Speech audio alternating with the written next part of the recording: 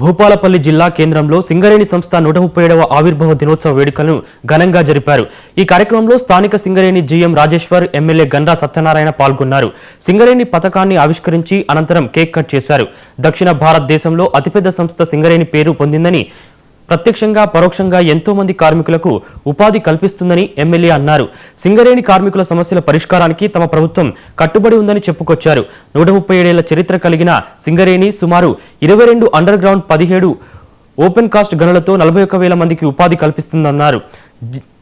GM Rajeshwar అధికారులు, ఉద్యోగులు, కార్మికులు ఐక్యతతో పనిచేసే దినదినాభివృద్ధికి కృషి చేయాలని పిలుపునిచ్చారు. కాపాడుకోవాల్సినటువంటి బాధ్యత మనందరి మీద ఉంది. ప్రపంచ దేశంలోనే సింగరేణి సంస్థ అతిపెద్ద సంస్థ. ఈ సంస్థను ప్రభుత్వాలు కాపాడాలి. అదేవిధంగా కార్మికుల శ్రమతో కూడుకున్నటువంటి ఈ యొక్క సంస్థను అన్ని రకాలుగా లాభదాయకంలోకి తీసుకొచ్చేటువంటి కార్మికులను కూడా ఒక కంటికి రెప్పలాగా సింగరేణి సంస్థ కూడా చూసుకోవాల్సినటువంటి అవసరం ఉంది.